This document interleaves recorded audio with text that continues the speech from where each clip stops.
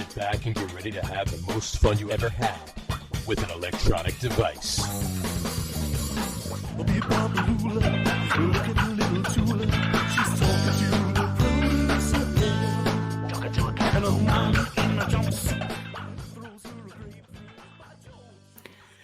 All right, everybody, welcome out to the Get On With It Sports Show. It is Wednesday, June the 26th, 2024. Jersey Johnny coming at you with me, as always, is none other than Mr. RadioPete and Mr. Harry Lug Nutz. Say hello, gentlemen.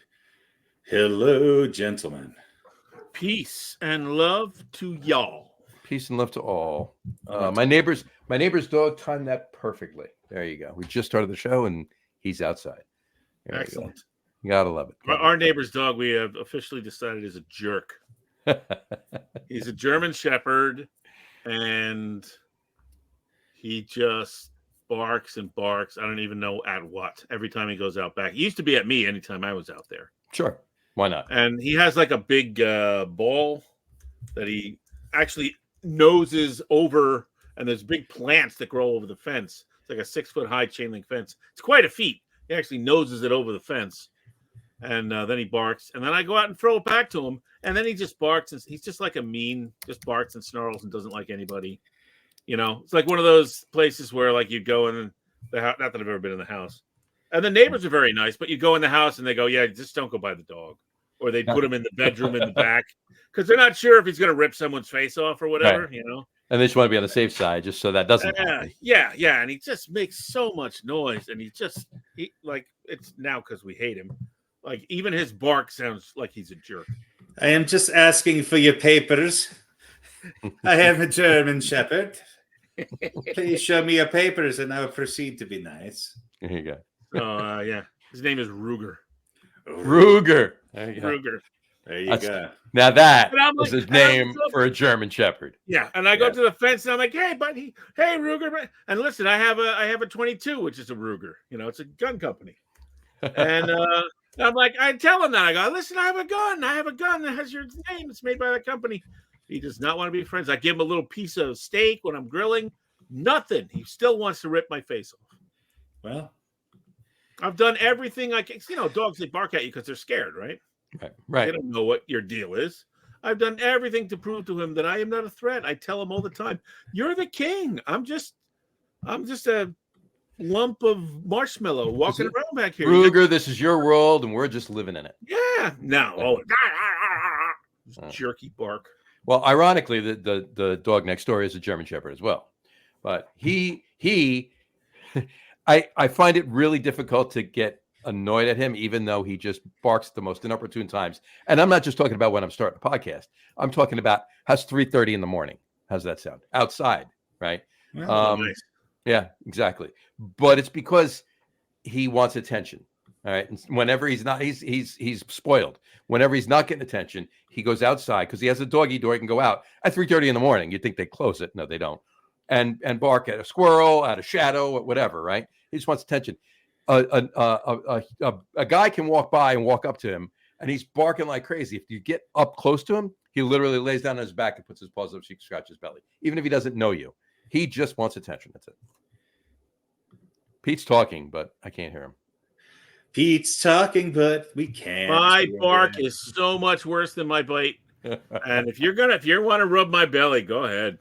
You can if you're gonna rob my house. Well, that's a special on your OnlyFans, right? Speaking of belly rub Saturdays, every second Saturday on Pete's OnlyFans page, 7 p.m. Eastern time, watch the belly get rubbed. If you give him enough money, he might include the German Shepherd. There you go. But yeah, if you want to rob my house, 5 minutes of belly rub, and the TV's over there. Go ahead. Yeah. Anyway, belly rub Saturday. There you go. All right, so we got that. Got a couple opens there. All right. Well, this is a good segue into starting the memes. The memes. Speaking of German Shepherds. All right. So that doesn't, but you'll see on the first one. These are all. We went with a theme this week. All right, went with a theme this week. Chinese food menus. Okay. You know, sometimes they're misbranded. I see a couple of misspellings coming. Yeah. I mean, there's misspellings, Spoiler miswordings, alert. mistranslations, something like that. Miscongeniality. Miscongeniality, right? Exactly. So no, that's not like we haven't had them before, but they've been mixed in. This is all menu items. Okay, so sit back and get ready to enjoy. Here we go. Let's start off with this first one. Here we go. It is Germany sexual harassment. Germany. It's a theme. Yeah. And I'm trying to, I mean, it looks delicious. I got to be honest with you, but I've never had, any country's sexual harassment in the form of, Doesn't in the form of a delicious. dish. Count Right. yourself lucky. Right. In the form of a dish. Most women cannot say the same. Oh no, I know. But in the form of a dish is what we're talking about here. Wow. This is particular. I mean, it looks Sexual Asian. harassment is a dish best served. I don't know. I mean, it looks with Asian rice. to me. With rice, right? Yeah, Right. exactly. So, exactly. Germany sexual harassment. All right, moving on to the next one. We have hang small children sauce. Wow. Well, that was probably supposed to be hung. Hung small children sauce. Yeah, I think so. Because I'm pretty sure I've had some of that. All right, there you go. You put that on the Germany sexual harassment, right? I think you got to be careful when you say hung like a small child. Well, this is true. You have to be careful. Just depends on where you say it and who you say it to. Right. Yeah, Exactly. you put that on your egg roll. Right, exactly. There we go. Or is it your egg roll? Or is it? Oh, geez. Here we go. All right. Moving on to the next one. We got. There's a couple here. You can read it, so it's a smaller run. But there was a longer. I had to do it like that. If you look, there's mermaid and deep sea, McDonald's best friend, Mr. Oyster, Ms. French fries. But if you look up above it, the one on the top, the bottom listing on the top says, "I can't find on Google, but it's delicious." Well, this is a very honest menu maker. I can't find the translation for this on Google, but it's delicious. Yeah, try it. Off to it does. I gotta love it.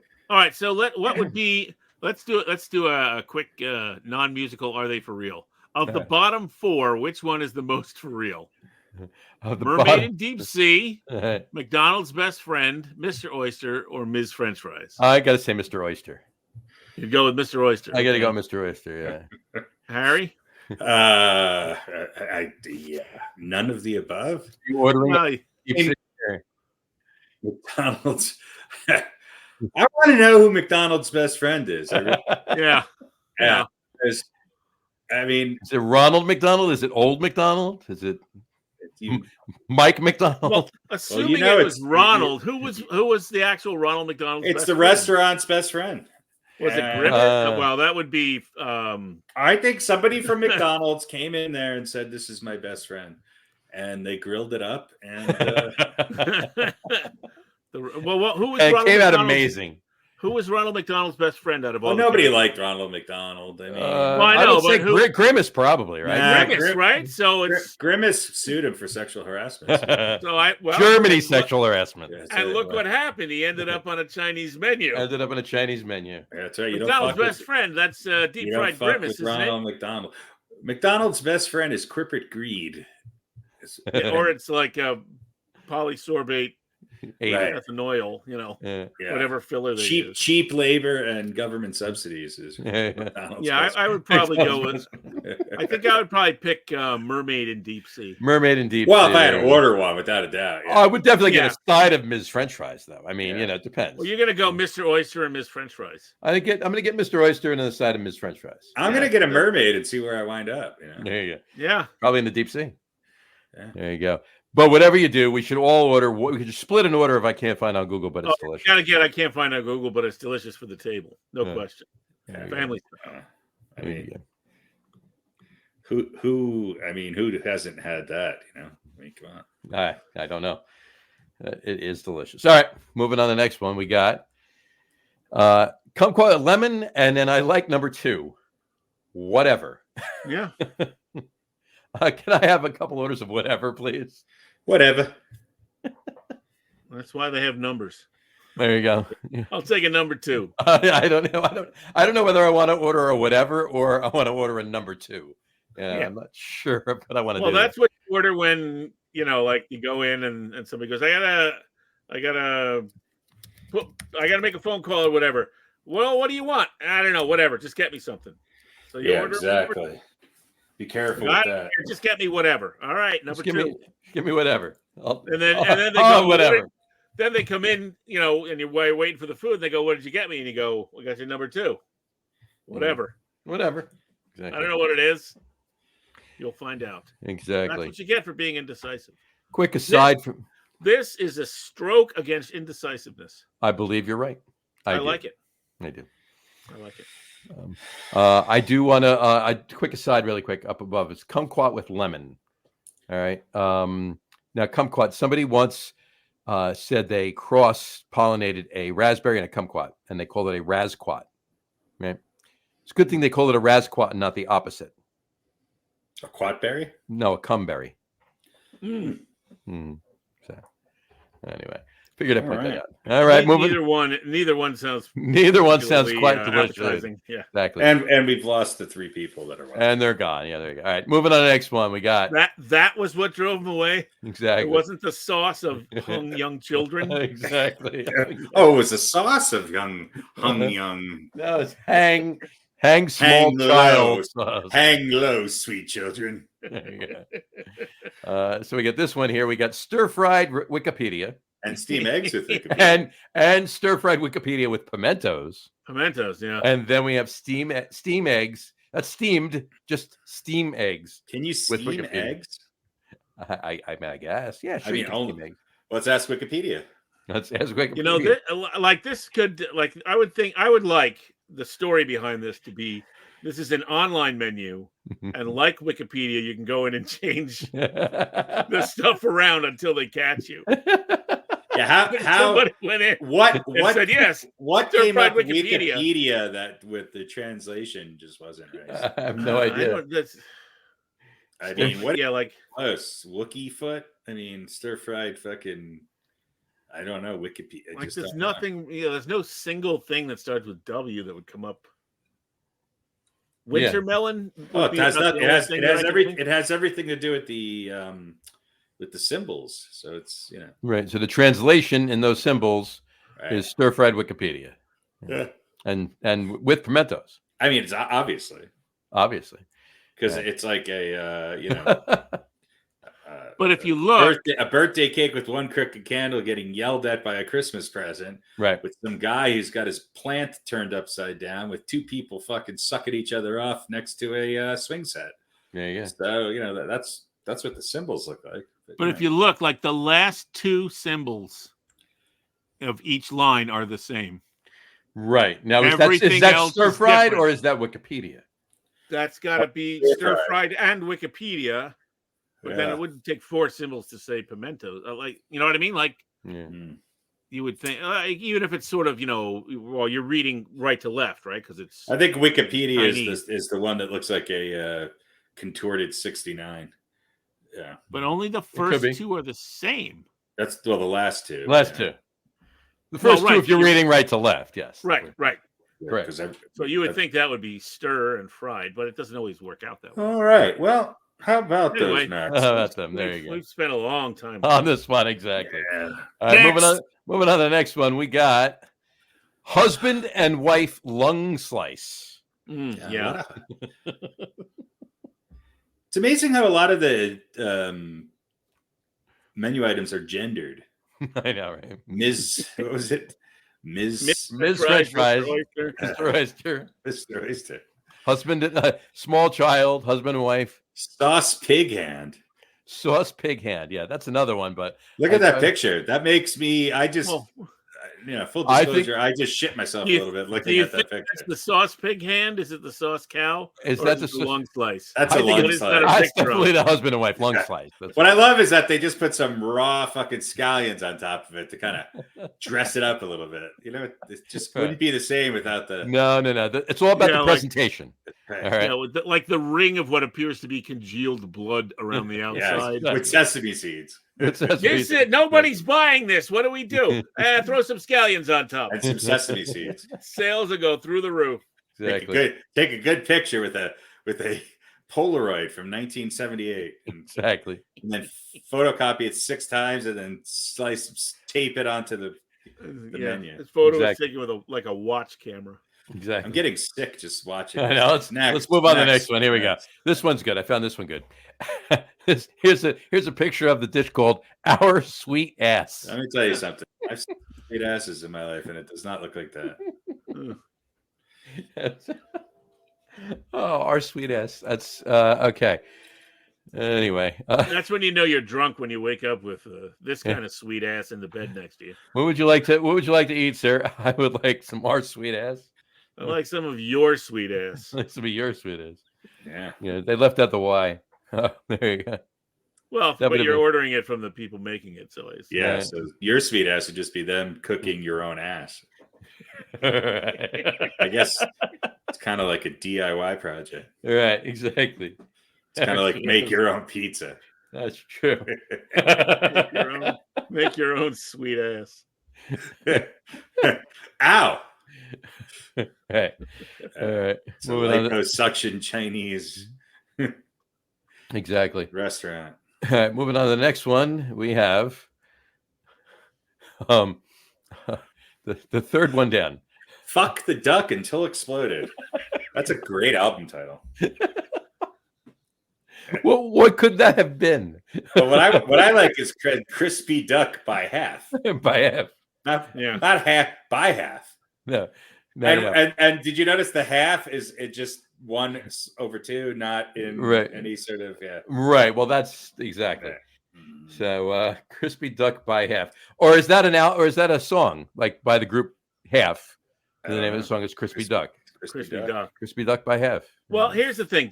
It obviously means half a crispy duck. Right. But it could mean it's not really crispy duck because it's not quite crispy enough, but it's about halfway there. Yeah. So if you like crispy duck, but maybe not that crispy. Half crispy. I think half it's crispy duck. I think it's just a time frame thing. I think you want it before halftime. There you go. But I mean, I gotta eat my crispy duck by half. Fuck the Duck Until Exploded. I asked the simple question: is there any other way? Well, this is true. Yeah. Exactly. Sometimes they wiggle off before they explode. Well, sometimes, but you got to really put it long enough. You got to really grab them by the neck. Yeah. Well, you got to put a long fuse on the firecracker. That's right. In there first. Right. Yeah. You got to make sure you get out in time. Yeah. There you go. And there we go. Are we into the darkness again. One more. This is the pièce de résistance. I would like to know. I would like to know if either of you would order this. Fourth one down. I'd order all. Long Island iced tea. Oh, Incredible Hulk. Mozart milk. 3 and 4 kind of seem like the same thing. No, not necessarily. A red snapper is sweet tight pussy all the time. Sweet tight pussy. What is that? The sweet tight pussy is the cheapest. I mean, what dish is that? Is where you know exactly what that is. Does that come with? It's been a long time probably since you had it, but you know what it is. Does that come with the sauce of? And let me tell you something. That costs way more than 600 yen. Yeah, I was going to say red snappers more than that. Come on, everything on the menu is what's the cheapest thing on the menu. It's going to cost you half your house and all your hair. The Incredible Hulk costs more than Sweet Tight Pussy. I'm amazed. Well, yeah. I mean, depends on your market. It is Pride Month. This is true. All right. Well, there you go. That's those are our memes for Mozart's milk. Though I would be surprised how much that is. Mozart's milk. Yeah. I mean, that's been kept in the freezer for a long time. Mm-hmm. All right. I don't know where to go after that. All right. That's also a great band name, Mozart's Milk. Mozart's Milk. I like that.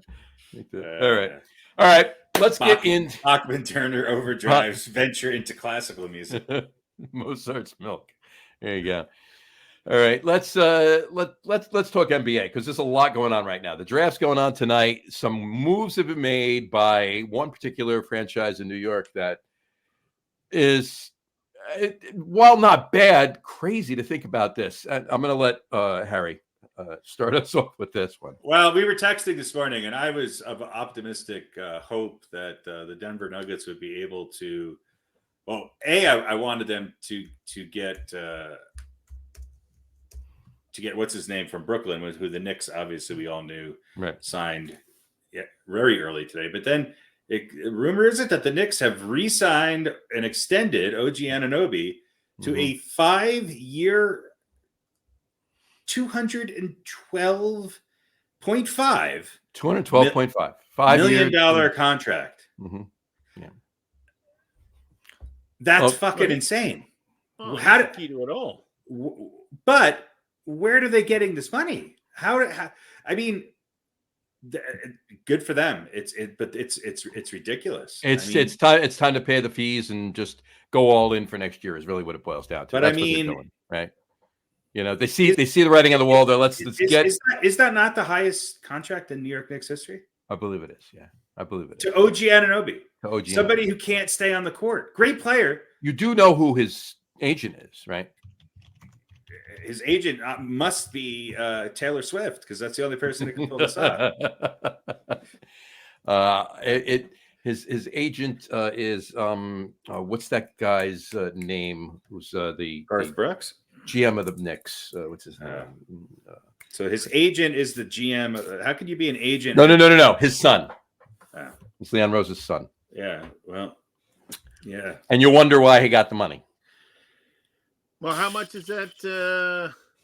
$42 million a year, almost. $42.5 million a year. Didn't they just trade? Didn't they just make a trade with another team that I might have heard of? Yeah, they just made a trade with the Nets. Yeah, so they got rid of Bogey, right? Mm-hmm. So that's but they took million. They took on the other player's contract. Right. Exactly. Right. Well, how much is that? More than Bogey's was. Bogdan Bohan was not making $212.5 million. Well, no, I'm saying on a yearly basis. Mm-hmm. We're not going to go through the numbers right now.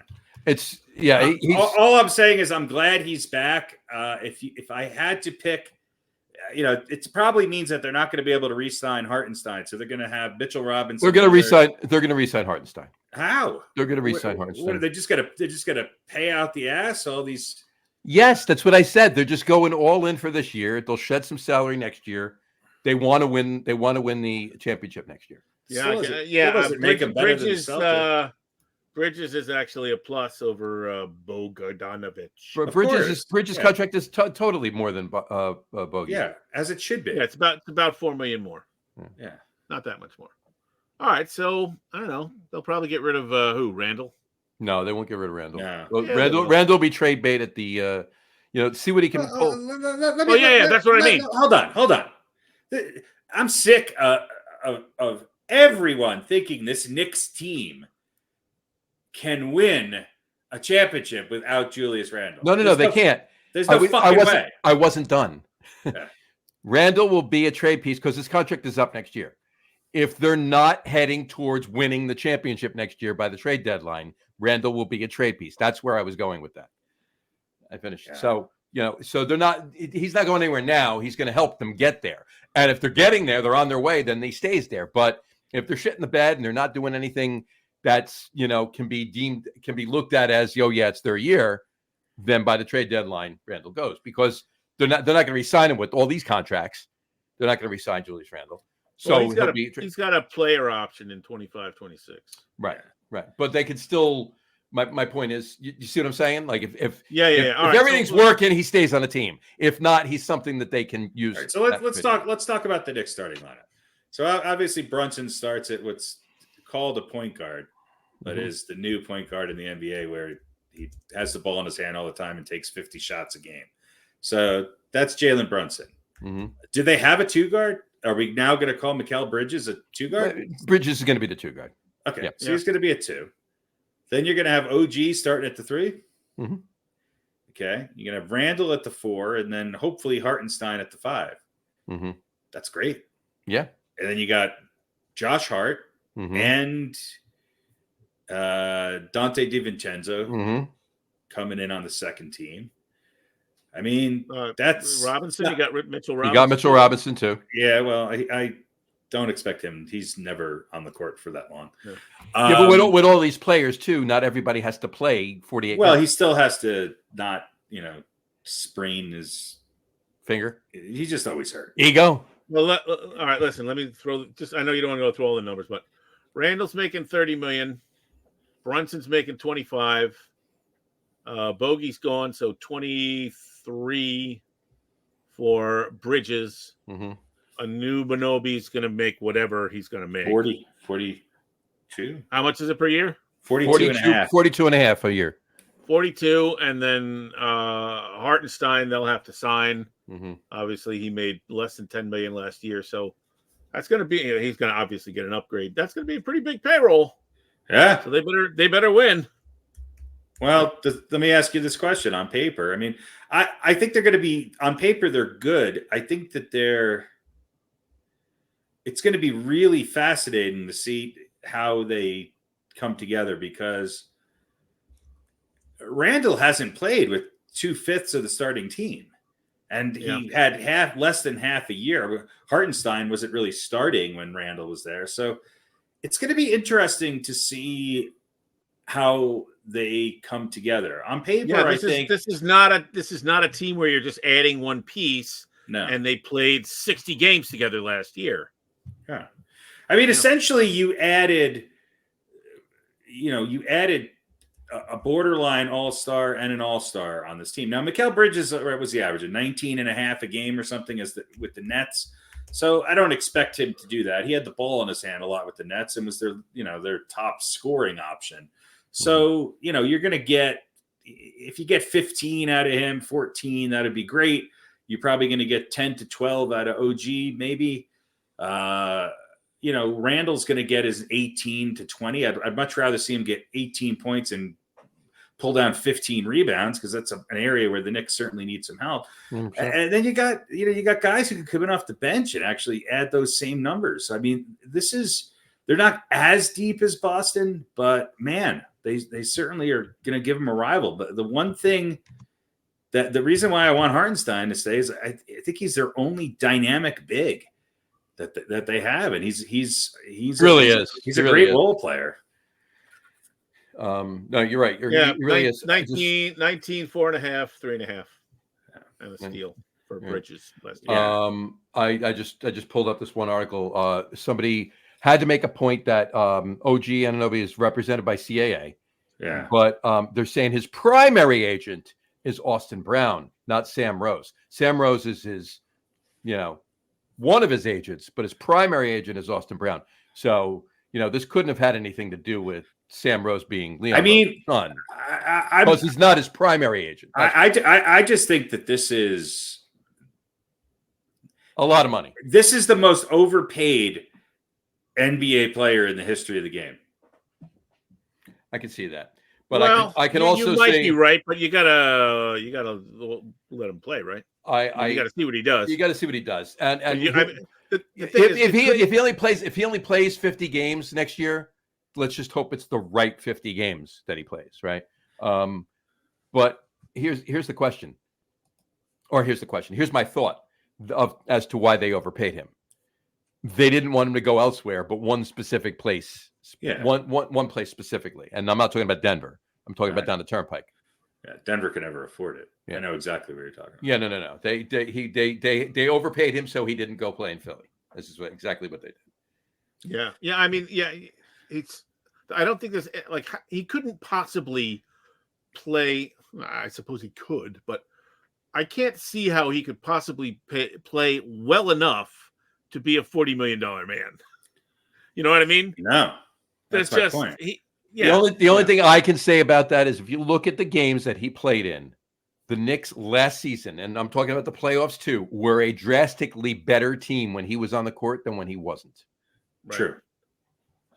So they use the same logic to tell us how important Kristaps Porzingis was to the Boston Celtics. Yeah. And then they lost every game that he didn't play except for a couple of them. except the last 4. Except the last 4. Actually, they won 12 out of the they won every game he didn't play, actually. Yeah, and 12 out of the first 14 before the last 4. And oh, by the way, he's going to miss the beginning part of the season. Yeah. Still, that one game, he was the key. Yeah, I mean, look. That's it. Listen, if the same thing happens with Anunoby next year, and Game 6 with the Knicks, I love down that. 3-2, he comes up big. You'll go, yeah, $40 million worth it. We go to a Game 7, we're there. Yeah. Well, I still don't think this makes the Knicks as good as the Celtics. I think they're as deep, but I think they're definitely as deep. As they're not as good. Well, I would argue that they might be slightly deeper, slightly. I'm not going way, just slightly. Robinson, Hart. Look, it depends on health too. It depends on health too. Don't forget about Alex Burke. Don't forget about Drew Holiday. Don't forget about the fact that they have 2 of the top maybe 10 players in the league. Look, I'm happy for the Knicks. I'm excited to see this team play, and I hope that they can go a little further than they did last year. They faced a beat up Sixers team and still struggled against them, and didn't necessarily look all that good against the fucking Pacers. So Pacers, look, I think it's good moves. They're going all in. I mean, God, we've been waiting for this for a long time. And I think this is a better route than trying to go out and get Paul George or Donovan Mitchell for sure. Right. At least, I mean, what you've got. I mean, they're definitely solidly now in the top. I'm going to put them in the top 3, but I think depending on what Philly does, I think Philly could be right there with them. And so you're going to see the same 4 teams if they're all healthy in the East, and hopefully somebody can give Boston a run for their money. Do I think they're definitively better than a healthy Milwaukee or a healthy Philadelphia? No, because those teams have superstars on them, and that makes a difference sometimes. So, and I think Brunson. I was going to say Brunson kind of. I mean, is Brunson? Let me say something about Brunson. Brunson's a great player, and of course, he's the steal. What they signed him for, and what he's getting paid, and what his production is amazing. Brunson is Carmelo Anthony, and everybody hated Carmelo Anthony. Brunson takes a fucking ton of shots, and he's not a great. He's not a great creator, end of the game, long distance shooter. He's great getting into the paint. He's one of the most creative guys at his size that I've ever seen play the game. And obviously he's the leader of this team and the superstar of this team. But the Knicks are going to be a way better team if he gets 8 or 9 assists a game and the scoring's more balanced. Right.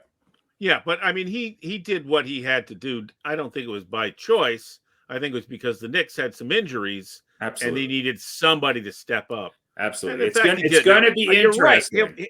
He'll be better if he doesn't have to do that. You don't ever really want to be on a team where one guy's got to put up 35 every night. Well, one of the thing I like about all these guys, whether it's Bridges or OG or Hart or DiVincenzo or blah blah blah blah blah, is that they seem to not be all that selfish. Mm-hmm. The one thing that bothered me with Brunson, and I think this happens with Randall as well, is that the ball kind of dies in his hands. The Knicks at times could really move the ball around, but it seemed like in that last series, it just died in Brunson's hands. And again, to Pete's point, I'm not blaming him, but they need to move the ball more. You're not blaming Brunson or Pete? I'm not blaming Brunson. I'll always blame Pete. But the same, I mean, look, was it 2 years ago, or I guess 2 years ago? Randall was the guy, right? He had to be the guy.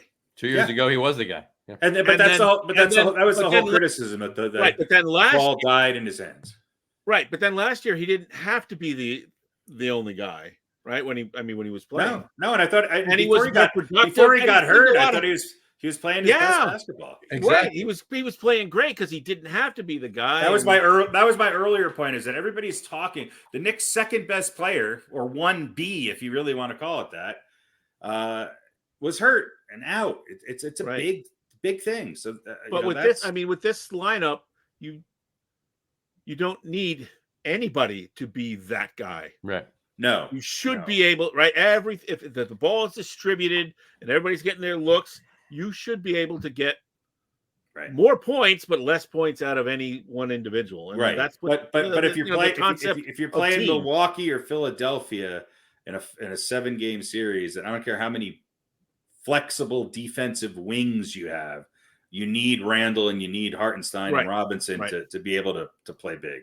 That's where I'm a little concerned with the Knicks. You need size, and Randall's a small 4. You know, he's a big dude, but he plays small at times. Right. And so we'll see. But I mean, look, you could have a Knicks lineup if Brunson's not out there where it's all small forwards on the court. Right.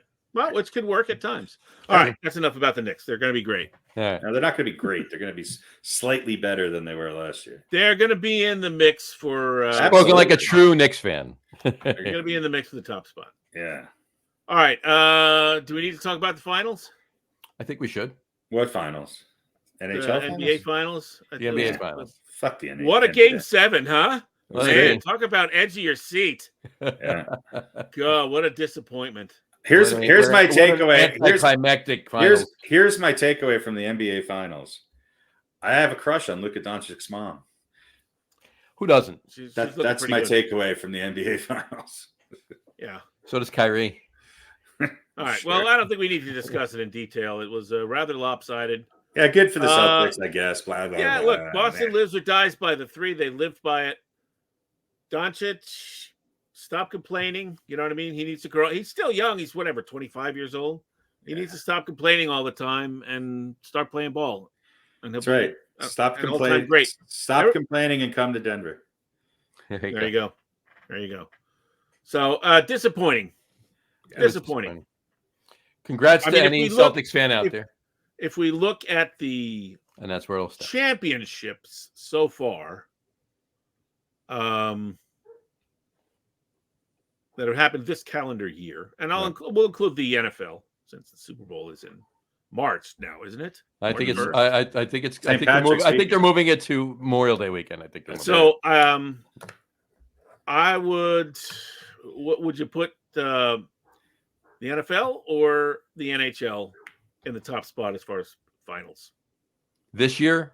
Oh, this calendar year. This calendar year. I hated them both. You hated them both, but I would say the NHL. Far as excitement, the Super Bowl was way better. Super Bowl was better. I mean, I was down 3-0, coming back to tie it, and then I was watching that plane. I was watching that plane go from Japan to making sure that Taylor Swift is going to make it in time. I was glued to that tracker like no other. So I'm going to go Super Bowl. There you go. Yeah. I Super Bowl. I don't even remember. I don't even remember. That's exactly why I just said the NHL. The Stanley Cup. Jacksonville won, didn't they? Didn't they win the Super Bowl? Jacksonville. Cleveland won. Jacksonville won in the NHL. I would look, and I'm by far a much bigger football fan than a hockey fan, but I would put the Stanley Cup Finals little edge over the Super Bowl. And obviously basketball is third. No. We'll wait till November 18th. I know the World Series is over. If I had to have a choice of not watching one NHL game next year or not watching the Super Bowl. Oh no. The NHL. Oh no. No. The Super Bowl. Go ahead. No, I was going to say the Super Bowl, the NHL, the Stanley Cup Finals are not taking over for the Super Bowl. Pete's question was this year from this Super Bowl and this Stanley Cup Finals, which was more exciting? And I'm agreeing with you, Pete. I think it was the. But, I mean, the comeback was good. Yeah, did you not have any rooting interest at all? Yeah, I wanted the Oilers to win because I want a team from Canada to win. Plus, they had Oilers girl with their great big jugs. It was great, but Florida fucking won, and it sucked. So there you go. Well, that's just it. I wanted a team from Canada to win. I didn't want a team from Florida to win again, and so there you go. I say I'm obviously I'm the contrarian. I'm like Florida Panthers. Yeah, fuck the Oilers. It just seems like a really annoying. everything about that whole team is annoying. Their uniforms, By the way, why does every hockey head coach look like a senator from Nebraska? You know what? I do like they were all in the running for it once at one Did you point. watch any of the press conferences when he would talk? Who's he?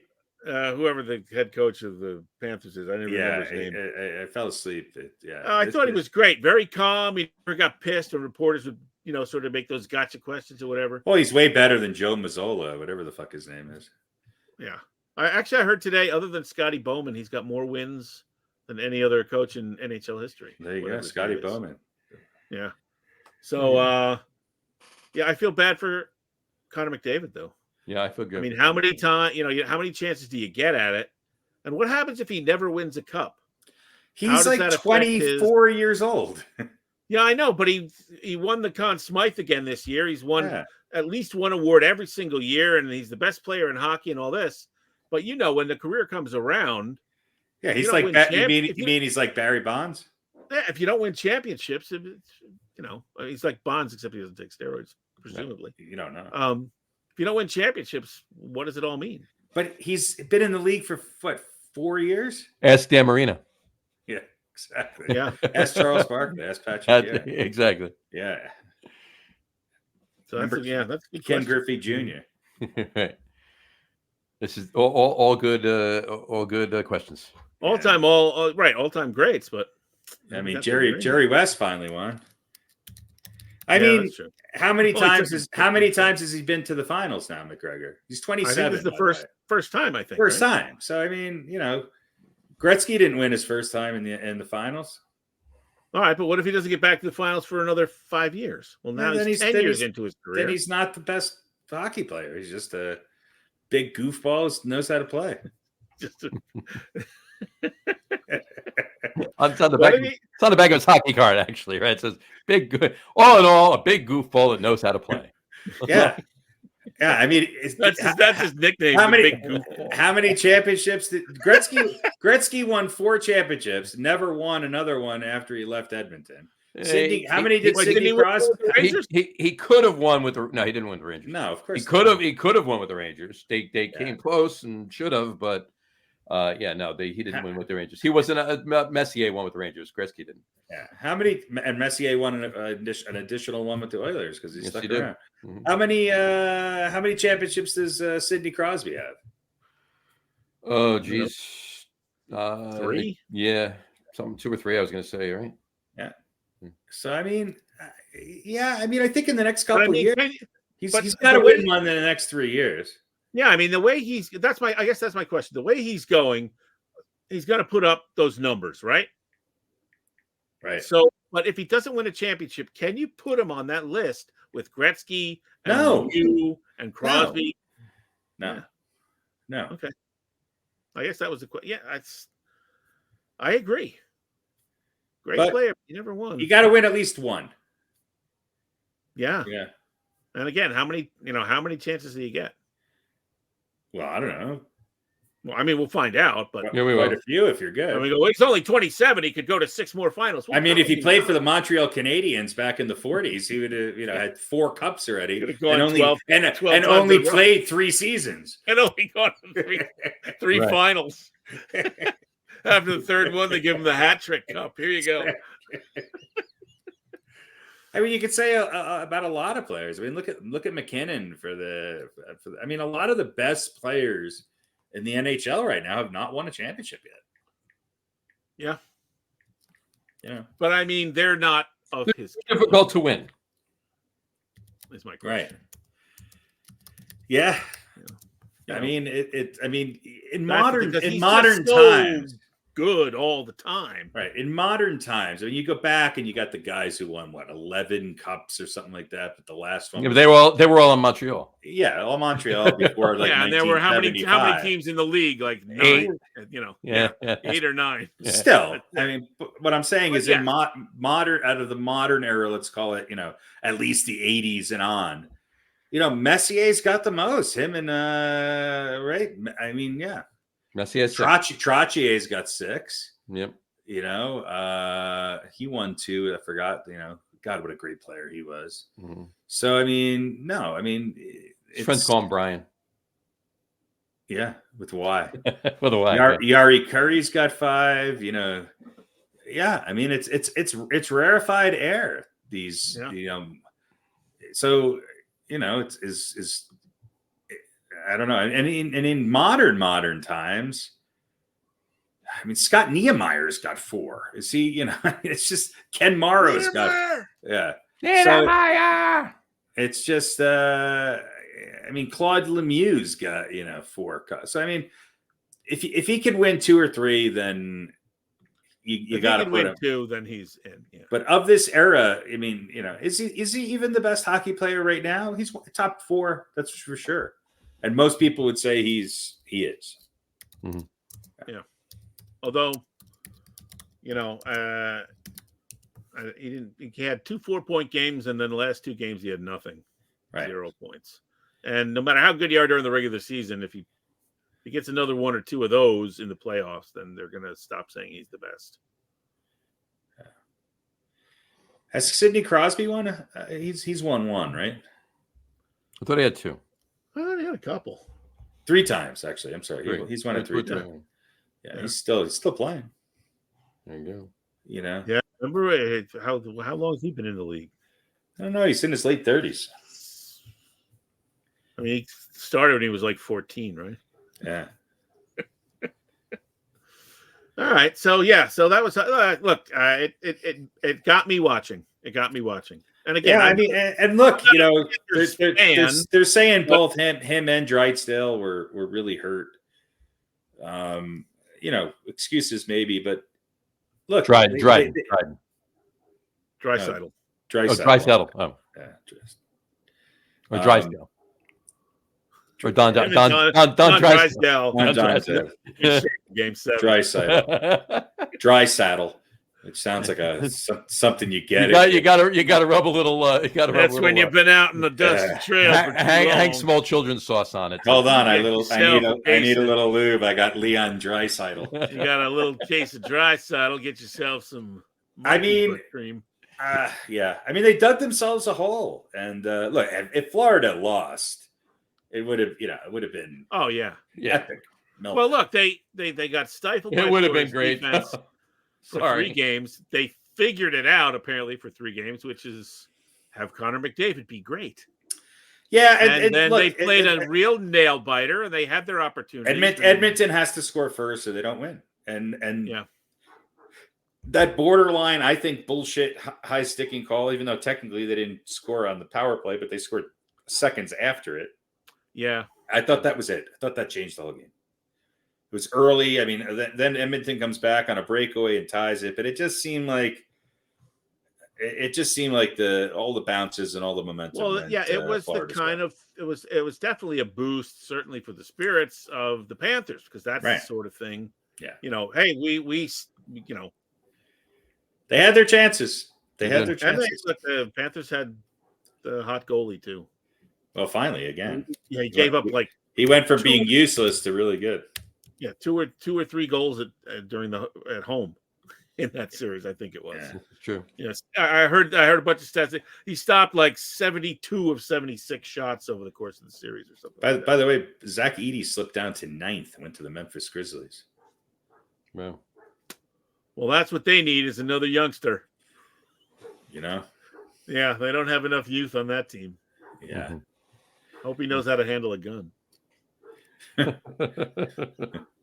Well, there's people to train him up on that. John's going to give him a pistol. Welcome to the team. Yeah, just don't. Here's how to sign out of your Instagram account before you go to the club. Yeah, exactly. Make sure you don't post pictures. You know what? Edey's interesting. How will he do? I mean, he's an old school center. He's not very big. He was very good in college. I mean, not very fast, right? No, not really. He's a kind of a big lumbering guy. And he's gonna fall somewhere between Big Country Reeves and Greg Ostertag. Okay. So, but listen, that's all you need, right? A few points, a bunch of blocks, clog up the hole. That's it. Everybody shoots from the outside anyway. And then he'll be there banging bodies with guys like Embiid and Antetokounmpo. And that's all he'll have to do. He's not going to be able to bang bodies with Antetokounmpo. Yeah. What do you say? What do you call OG? Anubinobi. Anubinobi. OG. All right. All right. So, Well, that's it. We're done. Have a good night. Cup's over. Yeah, we're to one sport now for a little while. So yeah, there you go. I'm gonna go back. I just want to pop back to basketball for a second. I got a NBA question of the week for you. Oh God. Ooh, okay. An NBA question of the week. Let me. Please lay it on us. Exactly.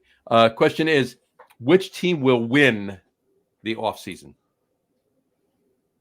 I know you could say Knicks straight away. You can say another team, whatever. Just whatever you want. Just which team will win between the draft, free agents, signings, trades, whatever.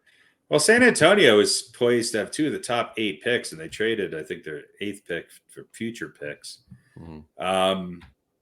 The draft, I don't really think has much of an impact as it used to. I just don't fucking know who half these players are. Nobody does. I don't know. I think it's too early to tell.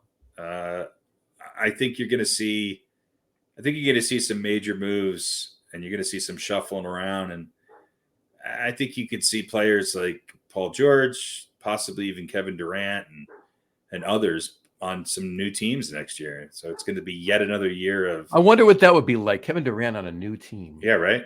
Surprised he might be able to get to all. I was going to say he can make the tour. All teams. Yeah. Yeah, what's the record for most teams? I mean, my Nuggets have some big holes to fill, and I hope they do something big. But the options out there are dwindling, and I just I don't know. I would I see Michael Porter Jr. somewhere else next year. If the Nuggets can pull off something to get somebody in for him, and maybe some picks or something else. They need some help. I feel like they're going to lose KCP, and they re-signed Reggie Jackson, which he's getting old though now, isn't he? Yeah. So their backcourt and their bench is weak, and that's what hurt them this year. It's just they don't have the money to spend on these players, so it's tough. To answer your question, there, Radio Pete, Ishmael Larry Smith. 13 teams he played for. There we go. There you go. So, good luck, Kev. His last team was the Charlotte Hornets. Yeah, that's everyone's last team, isn't it? They'll go there to retire. There you go. So you're saying it's San Antonio, or are you saying it's? No, I mean I don't know. I don't know. I think you're going to see a big move by the Sixers. Yeah, well, I think the Sixers are going to make a big move. I don't know what that's going to be. Well, as a Knicks fan, I hope their big move is signing Kevin Durant. I think it might be a couple players there. So we shall see. Mm-hmm. I hope the Lakers are dumb enough to draft Bronny, and because God, I don't think they have a choice. I really don't think they have a choice. It's so easy to hate the Lakers now. I don't think they have a choice. Redick. Well, yeah, that's what we forgot to talk about that. I don't know if you watched Redick's press conference. I hate JJ Redick. I thought he was pretty good. No, he's been on television. Yeah, he made some jokes. He made light of himself. He didn't get offended by anything. He was hired as assistant coach, right? Right. Yeah. Right. Technically. To LeBron, right? Exactly. Right. Well, yeah. Let's see. A white guy who occasionally hits a big shot, who no one knew about. I mean, some would argue that that's the recipe for being, of course, he's not coaching Steph Curry, though. Right. So. Yeah. Well, but you know what? Let me ask you this: is he potentially the perfect fit, or maybe the antithesis of the Nets hiring Steve Nash? Because obviously he was not really running that team. Kevin Durant was running that team, and Kyrie Irving was running that team. Here's what JJ Redick has going. Can JJ Redick fill that role and just sort of, obviously, like you just said, John, LeBron's the coach, and he's depends on what players. Redick's the guy but maybe he's the right guy for that job. Now, I'm not saying that it's going to make the Lakers good. Probably going to make them worse because LeBron is really good on the court, and he's not so good off of it. I think LeBron is more old school than JJ Redick. So, I mean, I think that's, I think Redick is very dismissive of some of the 90s players. I think he's very much in tune with where the league is at right now. And, we'll see how he does. The bigger story here is congrats to Coach Hurley for fucking saying no. Saying no, right? I love it. I thought he was going to go. What taking that money would have meant that he had to do. He definitely made the right choice there. That's for sure. Well, again, is this a case where maybe the Lakers, I don't know what they offered him, but maybe they didn't offer him everything they wanted to offer him, or they had no intention of in other words, they had to go through the motions, but maybe they didn't want him to actually take the job because maybe he's not the guy who's willing to let LeBron run things. And right. I think they definitely wanted him. And I think they made an offer that was, maybe not the best in the world, but it was still pretty damn good. But I think even if the offer was higher, I don't think he was going to move. I think that the Lakers coaching job is going to become really interesting and coveted again once LeBron is gone. And he wants to win that third championship. It's not a good job right now. No. And look, the Lakers are still a good team, and they're a couple players away from maybe winning another championship. There's rumors of them moving Anthony Davis. There's all sorts of rumors, as always, but who knows? I mean, I think. Well, listen, as the West sits right now, they're a fourth, fifth, or sixth seed at best. But listen, they'll probably take anything higher than seventh, which is where they've been the last 7 years. And now the rumor is Paul George is going to go to Golden State, so we'll see. Playoff P. Mm-hmm. I mean, I love when LA and Golden State suck. That's all I really care about. Yeah, that's a beautiful thing. There you go. Yeah. So anyway, that's the NBA. I'm sure there'll be plenty of moves, and I'll need a entire summary before the season starts as to who's playing where. There you go. So the answer to the NBA question of the week is no idea. No idea. I think it's going to be. I think it'll be. Philly. Who wins the offseason? Yeah. Right. Was that the question? That was the question. I'm gonna say the Knicks. So for re-signing OG and getting Mikal Bridges, that's the big win of the offseason. They might not be done yet. Look, well, they have no more money left.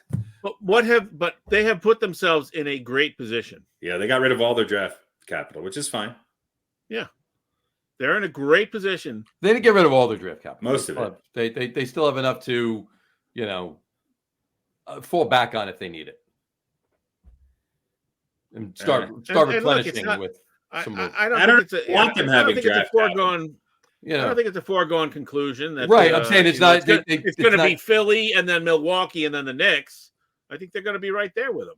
That's what I'm saying. saying. Embiid's going to get hurt. He's going to miss a bunch of games. Yeah. And Antetokounmpo might be entering the period of his career where he starts to get injured a little bit more. Mm-hmm. Yeah, I mean, God knows the Knicks had big gigantic guys. The Knicks had no injuries with their big players. Not at all. No, they have, but they've got a little bit more depth now, and I think they're in a good position.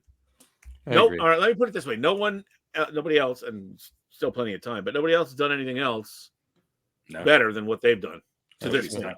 It's really the first big move of the offseason. Right. So, yes, maybe somebody else will do something spectacular. And look, in the long run, can we really judge until the season's over? Not really. No. If the Knicks end up a 500 team and Anunoby plays 50 games and they're the wrong 50 games and things don't go right, we go, well, that was a dumb move. Exactly. Now you're saddled with a $40 million man who can't stay healthy for 40% of the season. But that's never happened before to the Knicks. Never. Not in the history of the game. No. So we'll see. Right. We will see. But for right now, I'll say, the Knicks. Why not? There you go. All right. So that brings us to let's talk baseball for a second. But those Mets. There's been the Subway Series. Mets won, because of the eighth inning last night, and Judge being Judge, they got the game closer, but Mets still pulled it out 9-7. Right, Mets are ever since Grimace throughout the first pitch, man. They're 100%. Yeah, they've had a nice little run the past. They've won 14-18. I think they're up tonight as well. 14 of 18. They win tonight. They're at 500 finally, right? Nah. But they're they're up 4-0 right now in the see the bottom of the fifth or top of the sixth. It's a rain delay. It's a rain delay, and I was just looking at the satellite. It's whatchamacallit, the rain is gone. It's out of the area, so from Citi Field. So that game should be resuming at some point soon. There you go. A thunderstorm came through. That was all. But so I mean, it's been, hey, look, the Mets are one of the hotter teams in baseball right now, and unfortunately for Yankees fans and the Yankees, they're reeling a little bit right now. Is Garrett the Yankees are being exposed a little bit. Their pitching, which was so good to start the season, is coming back down to earth. Nestor Cortez, Luis Gil's been rocked the last two starts. Rodon, believe it or not, has actually been okay, which that is great. But the Yankees need a closer, and they need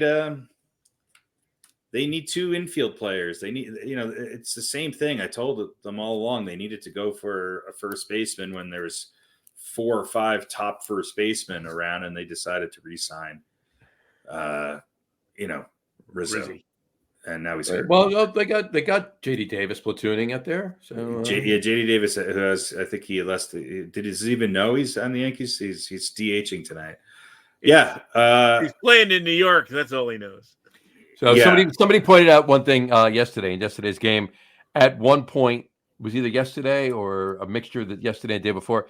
At one point, JD Davis was followed by DJ LeMahieu, and on the Yankees and on the Mets, JD Martinez was followed by DJ Stewart. There you go. Right. Well, the Mets, I think some of the Mets are able to go out and I love the way the Mets are able to get some players that are really good role players that they're not paying a ton for. Harrison Bader, I like the Mets lineup. I always have. I feel like they're finally starting to come into their own. The Yankees have 2 superstars who are playing great. I mean, look, Soto and Judge can be in the top 5 for MVP, both of them. Judge is having an incredible year. Volpe's playing okay, and I like him in the leadoff spot. The problem is that they're getting Trevino's become a liability behind the plate. I think the other day there's like 19 stolen bases on him in 2 games. Everybody's running on him. They need another bat in their lineup, and I think like a video game stat. I think they're going to go out and get Vladdy Guerrero. I think the Yankees are going to make a move and get Guerrero. You think? Yep. The father or the son? Either. At this point, right? I mean, the senior's the same age as Stanton, right? So somewhere in there, actually. Yeah. And the irony is Stanton was finally having a mediocre year, and of course he's hurt. He already said, finally having a mediocre year. Well, carried that team for 2 or 3 days. Remember when that happened? Yeah.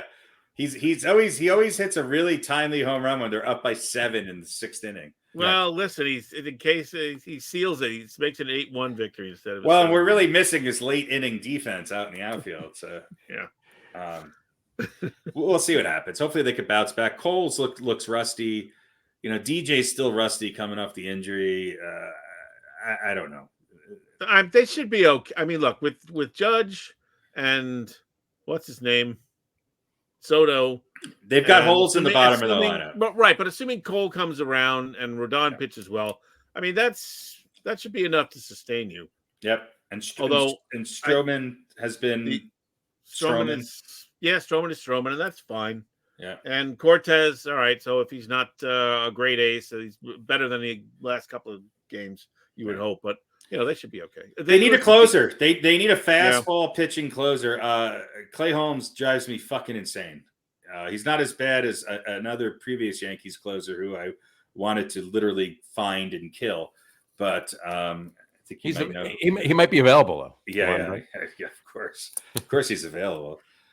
Yeah, I mean, we'll see. I'll tell you what. I saw the Dodgers play the other day, and granted, they were playing the Rockies.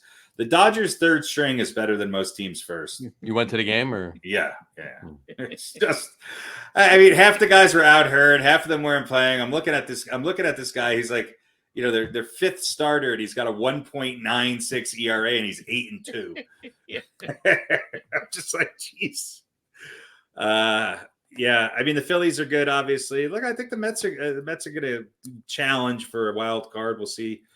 They're only one game out of the third wild card spot right now. I think when you look at the league as a whole, I think you got to look at the Guardians. The Cleveland Steamers are looking good, and granted, they get to that's why the Yankees got off to such a good start, because they played a lot of games against the American League Central, but Cleveland is a good team. I think the Yankees and Orioles. Look, the Orioles are no joke. They've been in a little bit of a slump.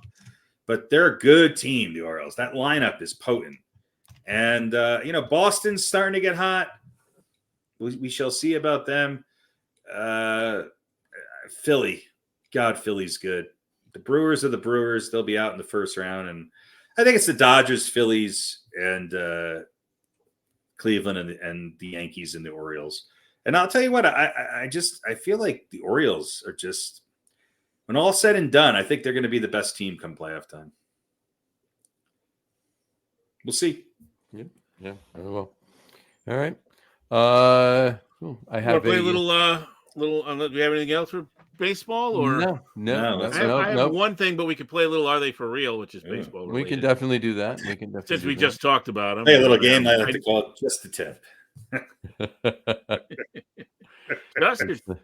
What movie is that from? A little game I like to call Just the Tip. Have you tried Twist the Tip? That's what movie is that from? That's the tip, Mayor. But what movie is what the whole quote you said? The quote is from. Yeah, what movie is the quote from? What is that from? What is it? God. Wedding Crashers. Oh yeah. There you go. That's great. Gotta love it. Good movie. Very good movie. What is real? So, anyway. What is real? How do you define real? If you're talking about what you can feel, what you can smell, what you can taste and see, then real is simply electrical signals interpreted by your brain. Pretty sure none of that's real. You're not real. For real. Yeah. Are you for real? For real? For real? For real? Are they for real? What is real? All right. After this show, I want you to delete that file. And I'm going to send you the correct one. Well, I like that one, though. I like that. No, I worked so hard on the beginning, and, no, not really. It worked out. You worked hard on that beginning, too. I made a shorter version for Harry, and, of course, this one is shorter because it skips the first part of it. But yeah. All right. Anyway, are they for real? Major League Baseball edition. Of course, we just talked about it. So, but I will ask you, who is more for real, as in surprising, let's say? Okay. Boston Red Sox, 6 games over 500 heading into tonight's action. Mm-hmm. The Cleveland Guardians, with the second best record in the league, third best record in the league, a .654 winning percentage. Mm-hmm. The Houston Astros hanging in there at 500. So is that more of a surprise that they're not better? Are they? Are you surprised at where they are? That's all. Gotcha. Whether you thought they were going to be better or you thought they were going to be worse. Okay. Let's throw the New York Mets into the mix. 1 game under 500 going into today. I know everyone seems to think the Mets were going to be better than I did. I said they were cursed, and they'll never be good until Uncle Steve is gone. Mm-hmm. Yeah, we'll leave it at that. So who is the most surprisingly for real? Boston, Cleveland, Houston, or them New York Mets? Well, I think Boston's a slightly below where I thought they'd be. I think Cleveland is maybe a little better than I thought. So on the positive side, I'm going to say Cleveland. On the underperforming side, I'm more surprised that the Astros are just at 500 than I am that the Mets are just at 500. So you thought the Astros were still going to be? Yeah, I picked them to win that division, and they still might. They're only 4.5 games back in a horrible division. But, and they're on they're on a little bit of a streak. They're 8-2. I think that they will come around. But yeah, I think considering the Astros were a week ago, they were 6 games under 500. So yeah, they've had a very nice run. So I think the Astros are the most surprising. I think I picked Cleveland to win the Central, but are they a little better than I thought they would be? Yeah, maybe a little. None of these surprised me. The biggest surprise is the underperformance of the Astros. To me, the most for real probably are the Guardians because they're pretty close to where I thought they would be. Johnny, I kind of have to agree with that. I mean, the Guardians definitely, as far as the most surprisingly for real. For me, of those choices, Boston's where I thought they'd be. I didn't think they were going to be challenging the Yankees or the Orioles for the top 1 and 2 spots in the AL East, and they're in third. So I mean, they're right there. They're 6 games or 7 games behind Baltimore and 8.5 behind the Yankees. But I think the Cleveland Guardians definitely for the surprisingly for real for me on those. And as Harry said, I'll probably lean towards the Mets because I didn't think the Mets were going to be better than the Braves or the Phillies for that matter, but I did think they were going to be better than they are. And, this most recent tear, knock on wood, is, it works, it towards where I was thinking they would be. Yeah, both the Astros and the Mets seemed a lot worse off a couple weeks ago than they right. did. So, and they're within a couple games of each other anyway. Or actually, I think the Astros are a half a game ahead of the Mets.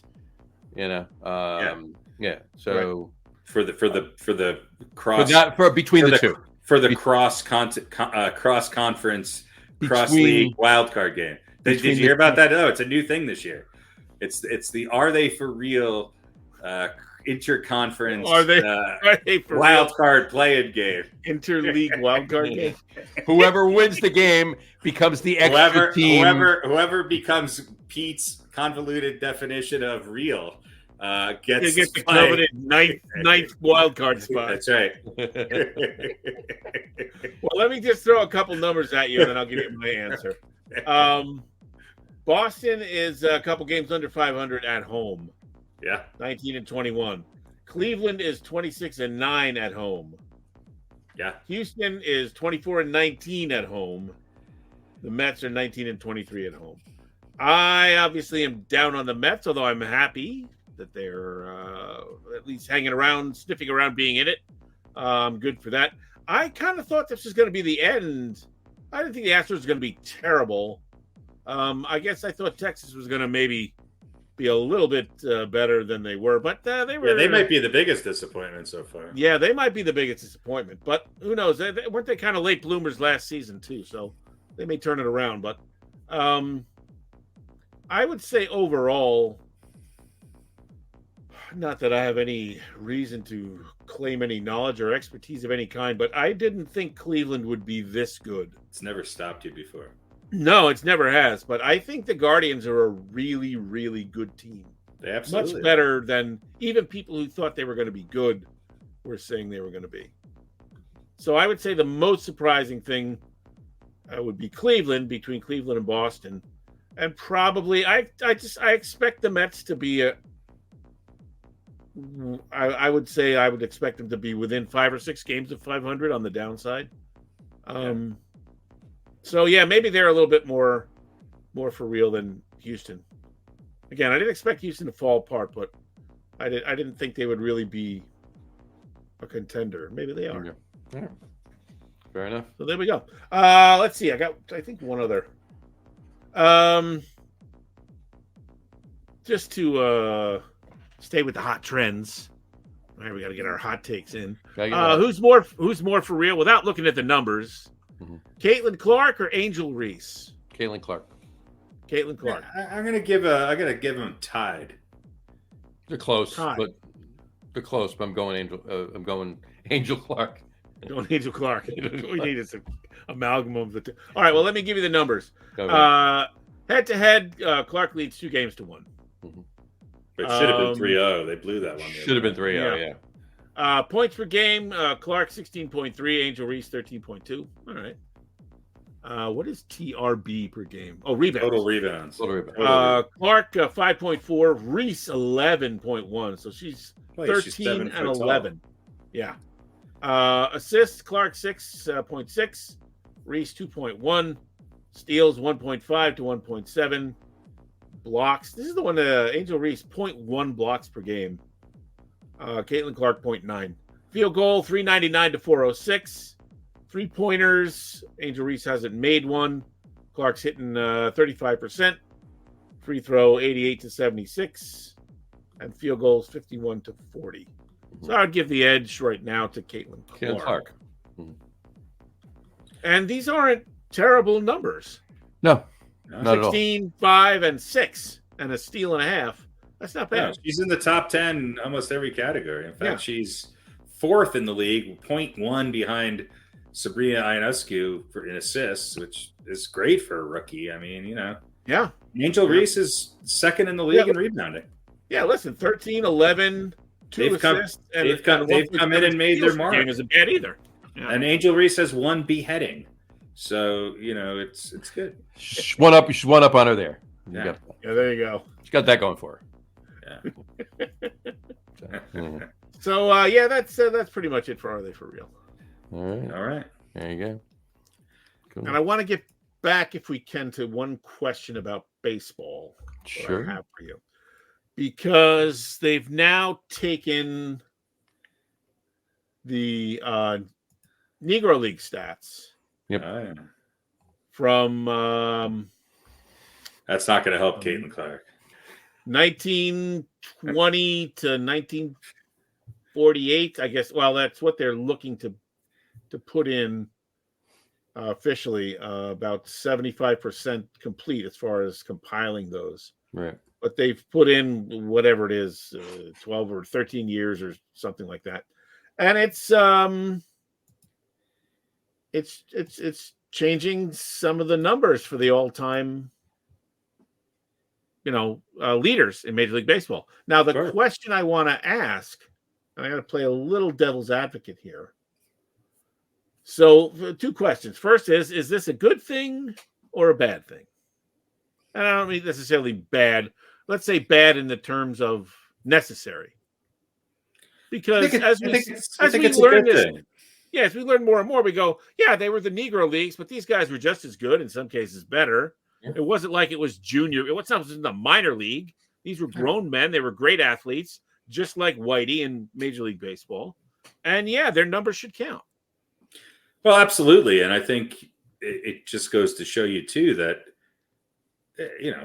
it puts them head to head with the other players of that era who were included in the historically, and now they're included historically. And so it would have been wonderful if we didn't have separation and we didn't have the horrific past that we do. But here you go. And maybe it shines some light on some names and some players that not a lot of people know about. And so that's all a good thing. As with anything, it's hard enough to sort of compare present day with 100 years ago. But when you throw in segregation and all of the complexities that built into that, it makes it much more of an interesting study, that's for sure. But maybe it'll just start to show us that, these are names that we should all know. Right. Amy Alto. Apparently AI agrees with you. Well, let me throw at you a couple of, Johnny, let's get your opinion on this. I agree. I think it's a good thing. I think there were fantastic players that were not given a chance to play in the major leagues until obviously Jackie Robinson, but they bringing them into light and shining a light on them for people to see I think it's a good thing. I think it makes people realize that there were other men out there performing just as well, like as Harry said, if not better than some people in Major League Baseball at the time. The only thing I will say, and I don't know if this is a thing, I could be completely, what I'm saying could be completely moot, right? And I'm only saying this not from a position of knowing what is stats are being compiled or whatever. All I'm saying is, in any respect, in any sport, for whatever reason, if you were doing this, they have to have a baseline of X amount of games, right? You can't put, and I'm not saying they're going to do this, right? I'm just saying you can't put a pitcher that pitched 2 games ever and struck out, Right. It has a 1,000 winning percentage. And he's got 1,000 winning percentage, and he's got an ERA of 0.02, or whatever. Right, yeah. And so he's the best pitcher ever. Now, that's all I'm saying. But I'm not that they're doing that. There has to be, and I'm sure they are doing that. I just hadn't heard it. Well, So I'm going to throw a couple numbers at you, and we'll. So first, let me just say, look, these guys were playing Major League Baseball. It just wasn't called that. Right. This was like I said, that wasn't the junior leagues. Yeah. But here's my other question. And again, I am not in any way saying that this should not be done. Mm-hmm. I want to make that clear. I do have concerns or questions about the accuracy of the records. Okay. But I guess more from the point of, if they were not accurate, would it be more likely that things were missing, or that things might have been, I would say, the opposite way, contemporaneously added? Maybe somebody got a hit when it maybe should have been an error or something like that. I mean, the records, how were they kept? Who was keeping them? How was, where was the database? That I don't really know. But I mean, they're being accepted by all the powers that be as accurate and for real. So I guess I should accept them too. I'm not saying I don't accept them. It just, I'm like, I don't know. Are these really accurate? Mm-hmm. That came to my mind. But and keep in mind, this goes for anything that they would be adding in. Not just this particular thing that they're doing. We're talking about baseball games from 1920 to 1949. Right. So hopefully the stats and the were kept just as accurately as, or perhaps even more accurately than the Major League Baseball. To be quite honest with you, I don't. What I'd like to. I would say they were probably kept. They were probably kept pretty damn accurate. I would think so. I guess. I would think so. I'm going to assume they were. So let's get back to what you said about number of games, because when you look at this, and again, they said about 75% of that time period has been added in. So there's going to be a few more things that go in. But based on what we have so far, Josh Gibson takes over as the highest average all time, 372. Ty Cobb is second, 367. Mm-hmm. But to your point, and Gibson is one of those guys, Harry, you said names that people should know. He's definitely a name that people should know. But Gibson, 628 games. I'm not saying he wasn't a great hitter. He was. That's still a shitload of games. Mm-hmm. Ty Cobb, more than 3,000. Right. Well, 628 compared to a rate is about 4.5 full, 4 full major league seasons. Right. And you look at, Oscar Charleston is 870 games. He's third with 363. Then you have Rogers Hornsby at 2250 at 358. So I don't necessarily think they should be separated. But Ted Williams moves to 10th at 344. And you've got 3 or 4, I think. Did he just freeze for you too? Yeah. All right. I think he was done talking. All right. There you go. Got 3 or 4. There is a good documentary that came out, I think, last year called The League. I think it's Sam Pollard who directed it, and it's pretty good. I mean, it goes through the the journey of the Negro Baseball League, and I think it's worth watching. And to the best of my knowledge, it's the first sort of comprehensive documentary done on it. Mm-hmm. I thought it was done pretty well. Good watch. So fair enough. It's my recommendation of the week. Recommendation of the week. Not a bad not a bad recommendation. Yeah. I don't. I will mention this while we were waiting for Pete to either refresh. Or, Pete might be gone. Are we done? Is this over? Did we stop recording? No, we haven't stopped. Oh, we haven't. Okay. One can wish, can't one? Yes. So Pete will jump right back on. I will just we'll vamp for a moment here and see what's going on. But it's usually this is about the time of the night where his internet gives out, right?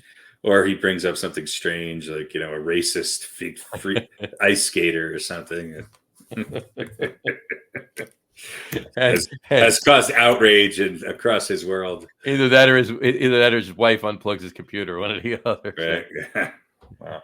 That could be too. You got to do what you got to do. You got to do what you got to do. So. Well, we can wrap it up. I mean, Well, we'll give him a minute to see if he comes back and he can wrap it up with us. If not, then we'll wrap it up. There you go. But yeah, look, to what he was saying while we wait, just to see if he pops back on. I understand what he's saying, and I get it. You're comparing. Now, here's a list that's been the top hitters of all time for how many years now? 180, 65, 70, 80 years, right? 80 plus really. And it's all gentlemen with 2,500, 3,000, 3,500 games played. Right. And now you're putting gentlemen with and that's all time. So that's even when they were older playing, they kept their average up there where it was, right? These are men that were playing, and I'm not taking anything away from what they did. And for all intents and purposes, they might have ended with a higher average if they kept playing as many games as they. You never know. You never know. But do you add them? Do you compare the two? That's what Pete is saying. Correct? Is what I'm saying. Can you compare the two? I mean, you would never see anybody that played 800 games be put in the all-time, lists for Major League Baseball. I think the minimums would be a lot higher. So right. I don't think it's the same reason why somebody like Thurman Munson has been kept out of the Hall of Fame. And he's got this next round to. Coming up next year. It's his last year. He's not gonna get in. It's just. They're making a push, so we'll see. Well, yeah. Is that where you were going there, Pete?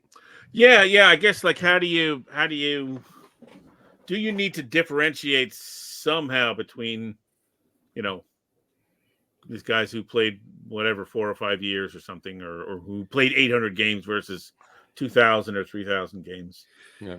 I don't know. I say we just leave it up to the internet to let us know how to think. There you go. Yeah. Somehow they'll use it to fuel the argument between LeBron and Michael Jordan. Right. Exactly. And by the way, arguments about go ahead. Like I said, Josh Gibson takes over for ops too. Yeah. Oh, yeah. He's number one. Then you got Babe Ruth, Ted Williams, Lou Gehrig, Oscar Charlton again, and then Barry Bonds, etc., etc. It's just, I don't know what you do. I guess you just. I think it's important that they're bringing these stats to light to show how great these guys were. But do you? But that's the question. Now, I'm not saying yes or no. I'm not giving my opinion on it. I'm asking the question. Yeah. Do you say this guy is somebody that played 4 years with somebody that played 14 years or whatever? Yeah. Does this guy, 15, 16, 18, 20 years. With 628 games under his belt, do you call him the, I guess you have to call him one of the best hitters, but do you say, he's got the batting average title? Right. Yeah. So Thurman Munson played in 1,423 games, and his 10-year career was too short to be considered. Yeah. So here's one great thing about this. We will have a bunch of new names that we probably did not hear about. Well, and I don't know if you heard me, but when you were freezing up, I said I didn't. There's a great documentary that I think came out last year. It's good. Maybe not great, but good. Called The League. And Sam Pollard, I think, directed it. And it shines a light on the Negro League in a way that I thought was really well done. And it's probably one of the more comprehensive documentaries on that league. So probably good timing if you want to get an idea of just what was going on. The other thing too is that I think you have to take into consideration the fact that these guys didn't necessarily play in the best conditions either. And they were playing, not at all. And they were playing, in you could argue that maybe they were playing with a higher level of competition in some instances. So I think it's good that a light is shined on it. I'm one of these people, the older I get and the more the history of sports gets elongated and elongated and elongated, these sort of comparison deals. I mean, it's so hard to compare Babe Ruth to Juan Soto, based on how much the game has changed. Throwing a few hundred or thousand players in there who maybe had abbreviated careers just based on the length of the league's existence, I don't think it hurts the game at all. It just adds another layer of history to it. And it doesn't really change anything. The more you know, the better it is. Yeah. No, I agree with that 100%. Yeah. And it's not like these guys are getting, fat award checks. I mean, if you did that good for 4 years, if you hit 372 for 4 years, that's pretty good. Odds are, if you had an 18-year career, you were going to be up there too. Still be higher than Giancarlo Stanton. Well, let me close this out by throwing a couple of names at you, because as I just said, we're going to get some great names that we go look through the all-time. A couple. These are number 9 and 10 on the OPS list. All right. Turkey Steams. Steems. That was on one of the menus items we saw at the beginning of the Steams. I like that one. Cheem Creams. Cheem Cream. He's number 9. And number 10, I like this one a lot too. Mule Suttles. It sounds like a cocktail. I'll have a mule subtle. Give me a mule Suttles. I'll have a subtle mule. On the rocks. Or you see those two guys, I don't know whether they played in the same era, but they're over there at a table at the bar. And you go, I want to buy a drink for Turkey and Mule over there. That's it. And the bartender goes, boy, you must be a Cardinals fan, or you don't like those guys. No, those are their names. That's right. That's Turkey Steams and that's Mule Suttles. You don't know them? Tell them it's from Baby Hans Johnson. So anyway, I just want to get your thoughts on that. I think, you know what, you probably made, to me, the most salient point. It really doesn't matter in the long run. Right. No, it matters in that this history. I mean, it doesn't change anything. No, but what it does is it just, it should make you want to kind of understand, all right, who are these wonderful athletes who unfortunately have been kept out of the history books. Yeah. So let's shine a light on it and understand it for what it is. I mean, I look, a comparison for me, even though it's different because this was by choice and not by force, is sort of like, when somebody played in the ABA, and they only played in the ABA and they were fantastic, but they never really transitioned to the NBA and nobody knew who they were. Well, it doesn't necessarily mean that they weren't a great basketball player. Right.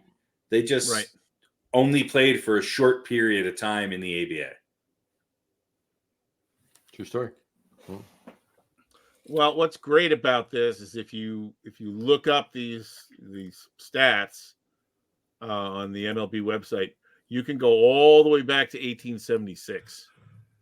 That's what I want to do. See who the leaders were on any of those days and get some great names from there. So there you go. I think in 1876, didn't the Negro boys. The Negro boys, didn't they start at the Negro Leagues? I think so. They started in 1947. That's right. Played the last 2 seasons. Yeah. All right. Couple of other quick things. Rumor has it not that they're going to, but the Big 12 Conference is mulling over selling rights to the word Big 12. Goodbye. No, big. Let me tell you something that's already owned by Pornhub. Well, they might have the Big Big 12 place for the sponsor's name. So instead of the Big 12, it could be the Disney 12, the Paramount 12, the Bank of America 12, the OnlyFans 12. Is this a good thing or a bad thing? Or Bad thing. Fuck They you. get on with the greedy- 12. Fucking Bad greedy thing. bitches. They just can't get enough money. Yeah. The insignificant. I 12. wonder if this actually happens. Would we see an exodus of players? Because you can leave now. You got the portal. It'll be like Players don't give a shit, conference. especially these young ones. They don't fucking care. It's only I us don't know. old. It's only us old assholes. Probably, who are gonna yeah, complain about it. probably. Exactly. All right. Just just so we can say that we are international sports aficionados. U.S. 1-0. They beat Bolivia 2-0 in the Copa America, and they take on I don't know, Panama next. Come on, we talked about hockey for 20 minutes. Enough with the communist sports. And Georgia beat Portugal today 2-0. That's right. 2-0. There we go. Georgia beat Portugal. Panama versus the United States. That is happening. Newt Gingrich tomorrow night. had a header for the win. So don't expect us to really win anything, but we should get out of the Group C, hopefully. All right, and that covers hockey and soccer for the rest of the year. Yeah, well, we'll talk about it in 2 weeks when the tournament's into the third round. You will. It'll be the third round. That's only if the U.S. gets into the knockout round. That's true, yeah. Final thing here, a question for you. I heard this the other day. As you know, I'm a big fan of the Pardon the Interruption television show, which is where I get a lot of the stuff that I bring to our show. Well, yeah, and once that show ends, I will no longer. There'll be no reason to watch. Yeah. Michael Wilbon said, Kornheiser reminded him of something, and Wilbon's opinion of some I agree with, many I don't. He said it's not a sport if you can only win by judgment, i.e., gymnastics, and not boxing because you can knock somebody out. Ice skating, right? The NBA when Michael Jordan or LeBron James is playing. They were talking about the Olympics and what is an actual sport and what's not. And I thought that was a very interesting. He's not saying they're not athletic. There's judgment involved in every sport. Right, there's judgment of the referee. There's judgment of the umpire. Right, but there's always judgments you can't being win made. in gymnastics without the scores of the judges.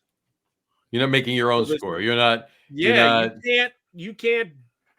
You beat your opponent only because the judges say you beat your opponent, right, not because of any score or goals or points that you accumulate directly through your, whatever. Well, and I thought it's an interesting. It's an interesting take. It's an interesting point. I don't agree with the fact that it's not a sport. What do you? Yeah, I don't know about that. Well, he's not saying it's not athletic and that they're not talented. And it's not what is it? Hard. A competition? I think that's probably it's the all. word It's all falls under sports. Now I don't know if he was saying it shouldn't be an Olympic sport, but he was saying it's. Well, it's not. It's more evident in the Olympics than anywhere else. Everything's judgment in the Olympics. No, a lot of it is. Well, no, but I mean, basketball isn't, and track isn't, and what do people turn on in the Winter Olympics? What do people want to watch? I'll give biathlon, skiing, no, yeah, well, skating, figure skating, okay, yeah, that's the number one thing in the Winter Olympics that people watch, and it's because mostly men and curling, mostly women watch it. What's the number one thing that people watch in the Summer Olympics? Biathlon.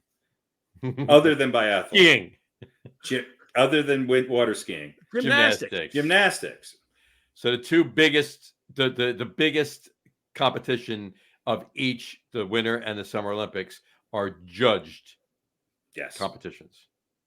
I would say let's call them judgment sports, or but that's still a sport. Yeah, I mean, I wouldn't not call it and that's a double negative, but I'm saying it that way. I wouldn't not call it a sport. It's just a different kind of sport. It's a judge. Yeah, I guess his point is you are awarded the gold medal or the trophy or whatever, right, instead of earning it. I mean, All right. directly earning. Now, a dog show, is that a sport? That's different. No. No, Dog I shows- wouldn't say so. I wouldn't. I I would wouldn't not. say so. Competitive eating. Yeah, but I That's a guess sport. that's sort of the Either way, comparison. that might speaking of competitive eating, that might be the lead topic that we buried Mhm. because we were off for a week. That is true. That is true. Joey He's not- Chestnut Yep. sponsoring Beyond Meat hot dogs gets kicked Oh, yeah. off. And now we have the event I've been waiting for 20 years. Joey Chestnut versus Kobayashi on July 4th. Yes, it's finally happening. Is it just the two of them? Is that how Yeah. they're doing it? Just the And this is Two of not them. the shoveling processed meats down our throat. Just who's the the sponsor two of us. the Nathan's, right? Yeah. Is the They sponsor. they So they're they- not in the Nah. Nathan's contest. No, well, Kobayashi's hasn't been in a while because he's sort of been semi-retired, and Right. Joey Chestnut got kicked out because he was endorsing vegan hot dogs. Right. So he and Kobayashi are going in a separate, not sponsored. So Nathan's 4th of July is going to be a bunch of also rans. Yeah, who cares? Yeah. Who cares? All right. Let's see what the view. You know what? What day is that on? The 4th of July hot dog eating contest. That would be on July 9th. I think All it's right. on. I think it's a Thursday. Monday, July 9th. So our It's a next show Thursday. after that, we should look at the ratings. Remind me to look at the ratings. Oh, if we're gonna do a Note. special show, it should be a live Kobayashi Now, is this- versus Joey Chestnut. Is this happening on July 4th at the same time as the Nathans? I hope so. Because that would be if anybody awesome is if they smart did in the that. marketing department. It's probably a pay-per-view event, and Joe Rogan's probably announcing it.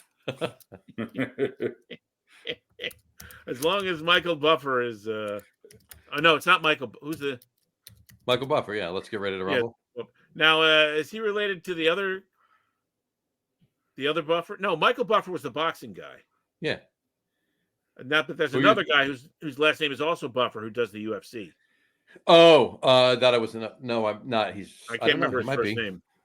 He's so much more annoying than Michael. Automotive. Forget his name. Wax Buffer. Jose Buffer, Johnny Horrible. Buffer, It's going to be on Netflix. Harpo Buffer. Harpo Buffer. Going to be on Netflix. Great. Mhm. Is it on the 4th of July? Mule.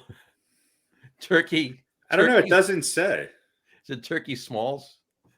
Turkey Steams Turkey or Mule Scullins or whatever his name was. Mule Suttles. Suttles. Suttles. Oh, it's on Labor Day, September 2nd. Oh, Ah. right. So the they're gonna- anticipation can build all summer long. The special Chestnut versus Kobayashi unfinished beef will settle who is the ultimate. Well, we all Unfinished beef. I don't know if I want to Now, eat who's that. making the hot dogs for it? This is I the don't know. most interesting part of the show to me. I don't know. Thumans. Surprise. The minute Maybe someone it's mentions hot Impossible dogs, I'm Foods. like, what? Maybe they get to choose their own hot dogs. I don't know. Yeah. I don't know, man. That'd be Are great they if it was vegan? impossible. Wouldn't that be great? Yeah, if it was vegan Yeah. hot dogs they were eating. Yeah, that's right. I'd give Kobayashi an out when he gets his ass kicked. No, Kobayashi, America. I thought he's like going to be like 55, 56. He's only 46, but man, he was hot before. Then Joey Chestnut took over. Yeah, But yeah, that's kind of like a. it's the most freak. disgusting thing you'll ever watch. It's just Yeah. It is. Yeah. It is. But it's you know just- how like there's those freaks of nature that have certain sports or whatever, and yeah, that's Joey Chestnut in eating. There's never been anybody like him. No. no. I mean, Kobayashi's kind of close in his heyday, but not the same. I've seen somebody shove a dong down their throat a lot quicker, but definitely But not. it comes back out though. They didn't dip it in water first. Yeah, they dip it in water. They don't even chew it; just throw it down there. Yeah. Listen, if I could, There's nothing more No. disgustingly American than a fucking hot dog eating. how long's the contest last?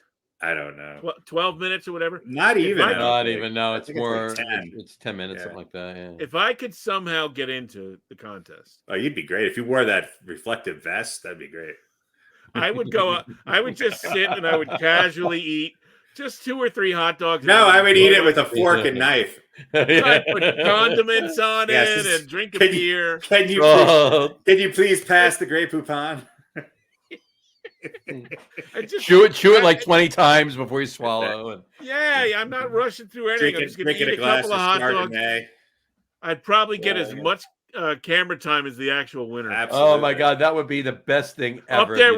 Up there with a can of what would be even better is if we could get a really one of your beers, Johnny. I don't know which one would be best. great. If we could get what a would price be your hot dog pairing? Shell collector would go perfect with it. I think collector. I think you need to throw it way off. It needs to be a Chardonnay. Right there.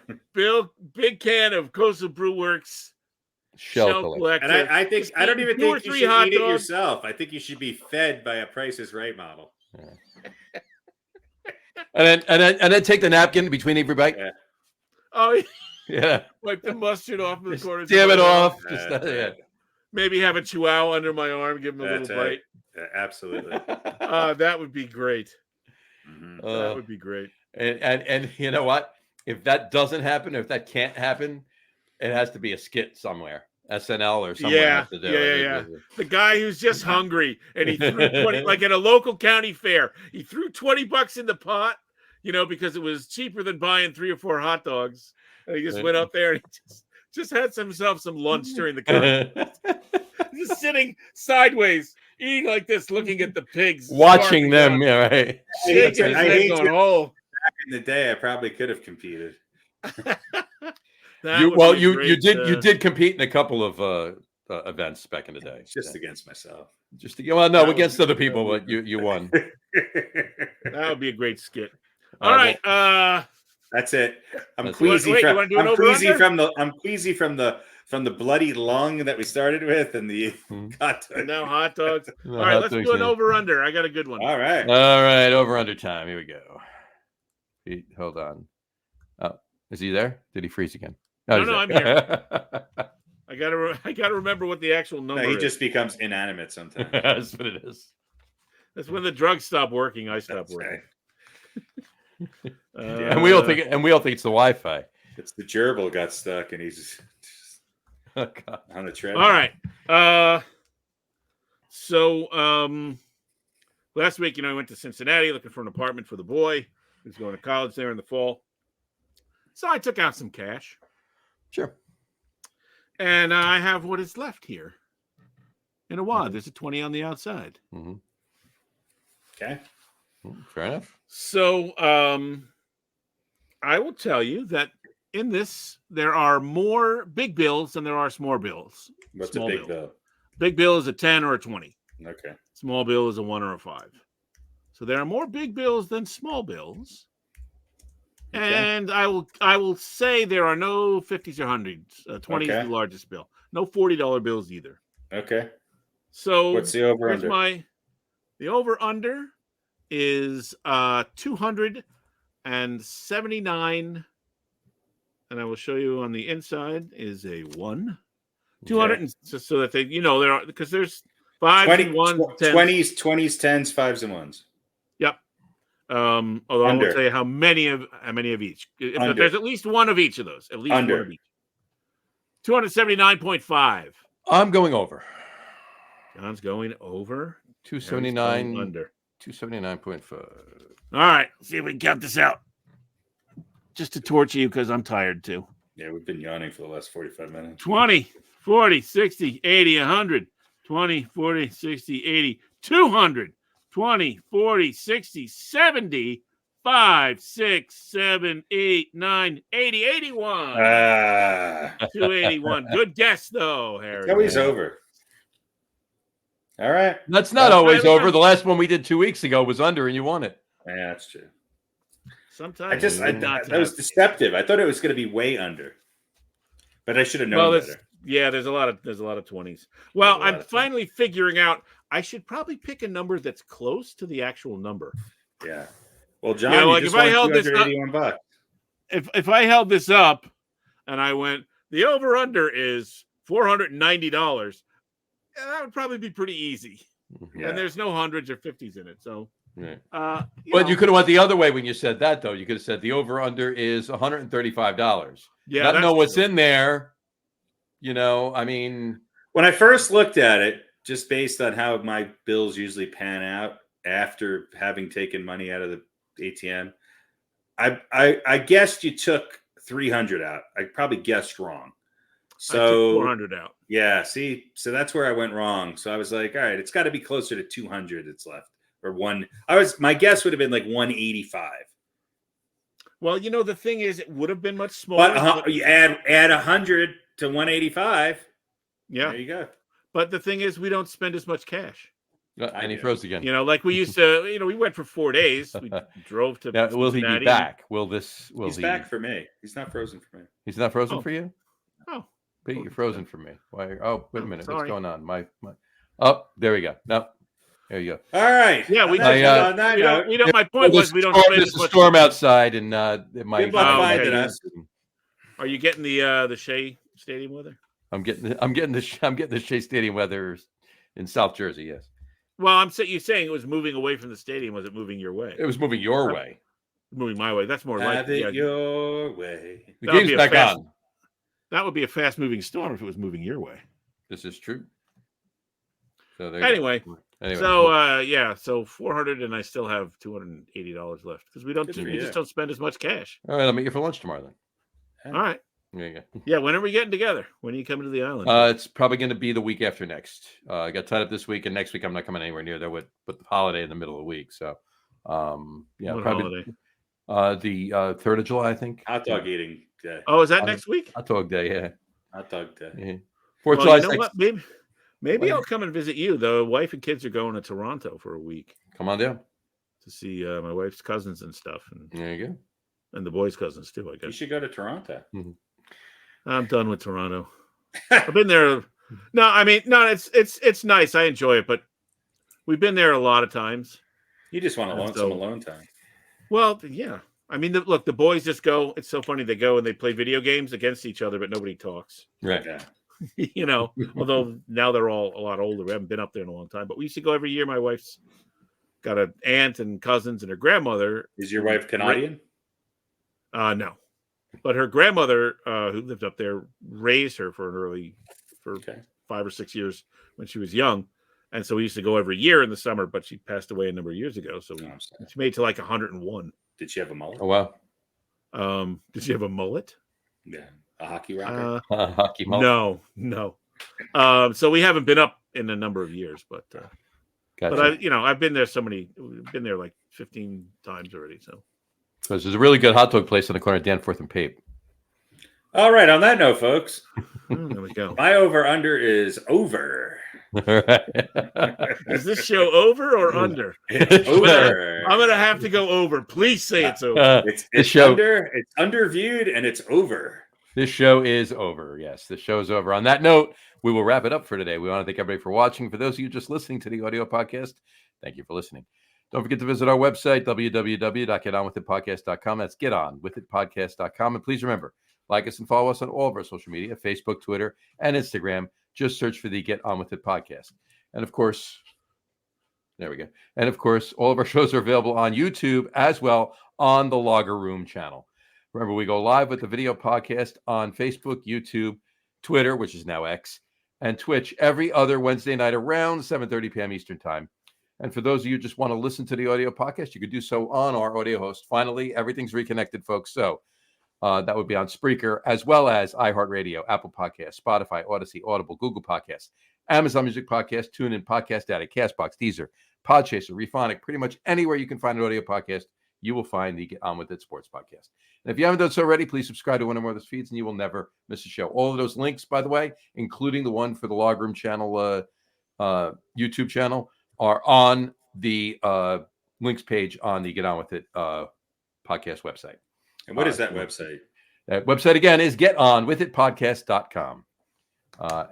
Anyway, and if you, like I said, if you haven't done so already, please subscribe to one of those feeds, and you will never miss a show. Again, thanks for following along with us. Have a great rest of your week. Have a wonderful weekend, and we'll talk to you in a couple weeks, folks. Happy 4th of July. Take care, folks. Cheers. I got so many over-unders. How much change is here on my desk? How much did I pay for gas? How much did I pay for lunch? How much is my energy bill? How much is that doggy in the window? How much is the dog in the window? Well, save a few of them. We got the rest. We got the rest of the summer's over-unders. Yeah, it's just like a bevy of things that I never thought of. I'll be waiting with bated breath. How many corks do I have on my desk right now? I was going to say, how many quirks do you have up your ass? How many? What is that? That's What a is the different diameter? number. What is the diameter of the Yes, cork? well, I'd have to know. John, All right.